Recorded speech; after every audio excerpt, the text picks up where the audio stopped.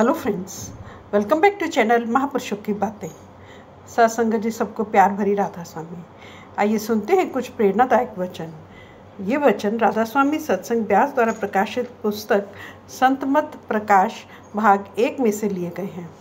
इस पुस्तक के पेज नंबर 111 पर हजूर महाराज बाबा सावंत सिंह जी स्वामी जी महाराज की वाणी धाम अपने चलो भाई पराए देश क्यों रहना पर सत्संग फरमा रहे हैं।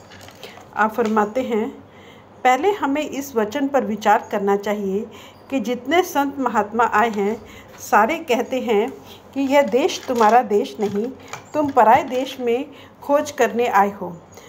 तब हमें विचार आया कि हमारा कोई और देश भी है। जिस तरह जब अमेरिका का पता नहीं था और एशिया और अफ्रीका और यूरोप मालूम थे, तब सारे कहते थे कि ज़मीन गोल है। हालांकि उनका कहना गलत था। वे अमेरिका को भी समुद्र में शामिल करते थे। लेकिन अब जब अमेरिका का पता चल गया, तब उनका कहना कि ज़मीन गोल है ठीक है। शेख सईदी एक जगह ज़मीन की पैदाइश का वर्णन करते हुए कहते हैं, जब ज़मीन पानी के ऊपर मलाई की तरह कांपने लगी, तब खुदा ने पहाड़ों को कीलों के रूप में गाड़ दिया। तब ज़मीन शांत हो गई। उस दिन से आज तक शांत है। अमेरिका की खोज होने के बाद भी वैज्ञानिकों ने खोज करके यह नतीजा निकाला कि ज़मीन गोल है और सूरज के इर्द गिर्द घूम रही है। इस पराये देश मातलोक में से निकलने के लिए हर ज़माने में लोगों ने कोशिश की। जब ज़मीन खोदी तो नीचे से पानी निकल आया। जब पहाड़ की तरफ गए तो सर्दी लगी। दाएं बाएं आगे पीछे मतलब 10 दिशाएं घूम कर वापस वहीं आ गए। हवाई जहाज में सवार होकर ऊपर चढ़े, मगर कुछ दूर जाकर फिर वापस आना पड़ा। इस गोल ज़मीन या भूल भुलैया से पार नहीं हुए। ऋषि मुनियों ने अनुभव के आधार पर बताया कि शरीर के अंदर केवल यह दुनिया ही नहीं बल्कि करोड़ों दुनिया चक्कर लगा रही है। पिंड और ब्रह्मांड एक है। पिंड ब्रह्मांड का नमूना है, या यूँ कह दो कि आदमी दुनिया का एक छोटा पैमाना है। जब महात्मा से ये पता लगा कि दुनिया से पार होने का जरिया अंदर है, तब उनसे रास्ता लिया। जब खास युक्ति से आंखें बंद करके बैठे तो दुनिया एक मिट्टी का ढेर मालूम हुई। हम दुनिया में किस तरह फंसते हैं। जब बच्चा पैदा होता है तो उसका ख्याल अंदर होता है। जब आंखें खोली तो ये दुनिया नज़र आई और प्रेम हो गया। जब कान खुले तो कानों से बातें सुनने लगा, तब संबंध और गहरा हो गया। जब ज़बान खोली बोलने लगा और माता पिता भाई बहन मामी बुआ नानी दोहती आदि अनेक रिश्तों में बंध गया। संत कहते हैं, इसी तरह जब तुम स्थूल देह के 9 दरवाजे बंद करके सूक्ष्म देश में जाओगे, तुम्हारा संबंध सूक्ष्म देश से पैदा हो जाएगा। यानी अंदर की आंखें खोलो और अंदर देखने लग जाओगे। अंदर के कान खोलो, अंदर के राग सुनने लग जाओगे। अंदर की ज़बान से अंदर बातचीत करने लग जाओगे।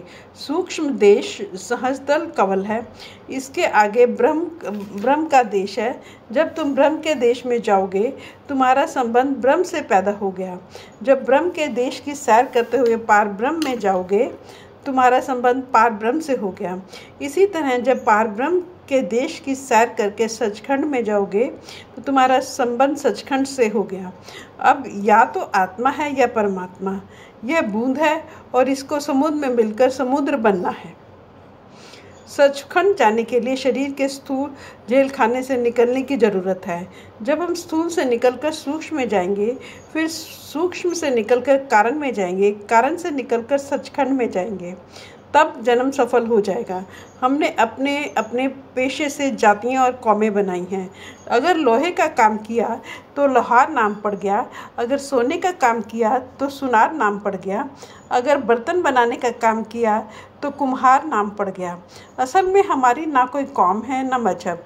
इसलिए संत कहते हैं, तुम ना कौम छोड़ो ना मजहब छोड़ो, बल्कि अपने कौम मजहब और बाल बच्चों में रहते हुए गुरु की हिदायत के अनुसार नाम की कमाई करके अंदर पर्दा खोल लो। हम हर मंजिल पर तुम्हारे साथ हैं।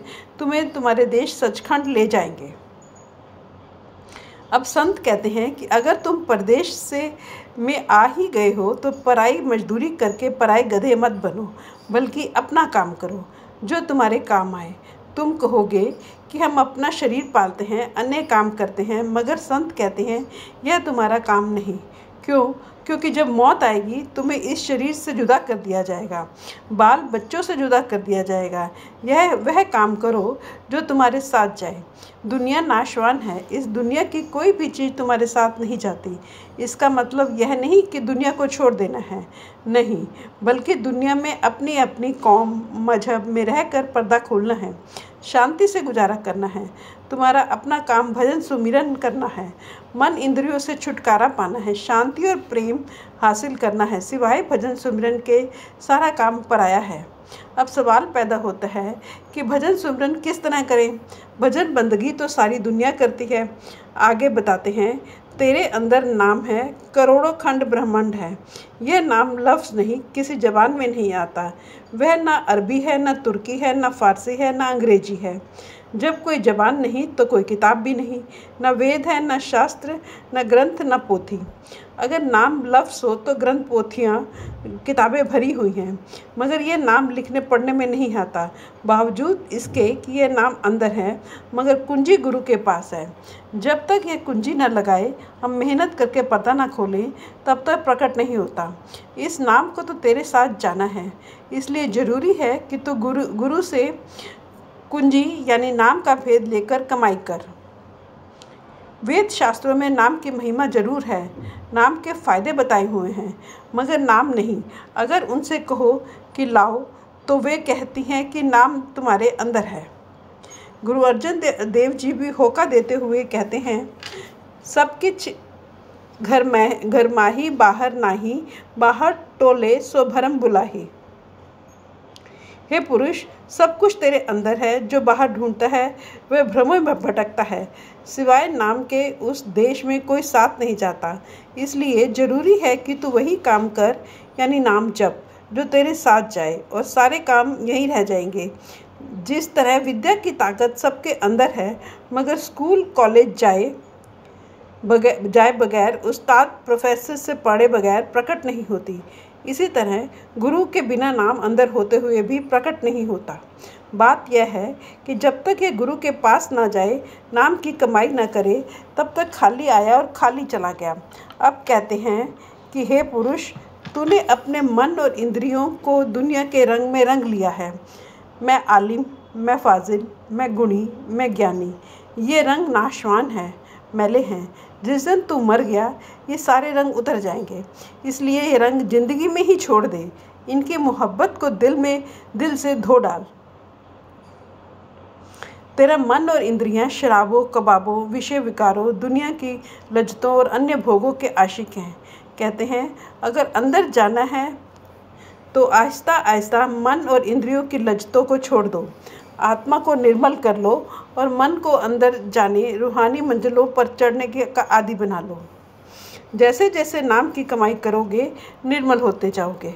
कहते हैं, मन और आत्मा को दुनिया के संबंधों से अलग करके सद्गुरु की शरण में आओ।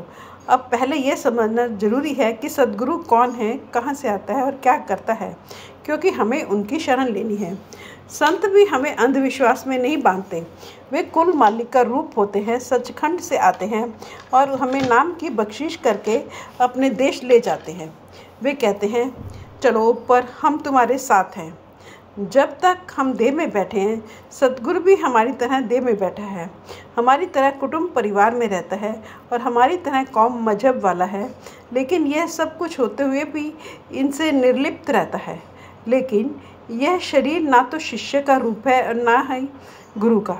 वह हमेशा के लिए नहीं रहेगा। शिष्य का असली रूप क्या है? सूरत। और सद्गुरु का असली रूप क्या है? शब्द। असल रूप देखने के लिए कमाई की ज़रूरत है। जब हम सद्गुरु की शरण में जाते हैं, वह कहता है कि 9 दरवाजे छोड़कर 10वीं गली में आ। जब हम उसकी हिदायत के अनुसार कमाई करके ऊपर चढ़े, तब हमारा रूप सूक्ष्म हो गया और सद्गुरु का नूरी। जब ब्रह्म में गए तो हमारा रूप कारण और सद्गुरु का शब्द। जब पारब्रह्म में गए तब मन, माया, तीनों गुण, 25 प्रकृतियाँ, सारे गिलाफ उतर गए और आत्मा नंगी हो गई। उस वक्त कहती है कि मैं आत्मा हूँ। ये ना काली है, ना गोरी है, ना पीली है, ना हरी। आत्मा का हिसाब ही क्या है, यह लाबयान है। वहाँ अब इसका अपना नूर 12 सूरज का है, यहाँ पर्दों में लिपटी हुई है। वह सतनाम देश की बूंद है। वहाँ पहुंचकर इसे होश आता है कि मैं क्या हूँ। अब इसे ना तो अपने आप की खबर है, ना सदगुरु की।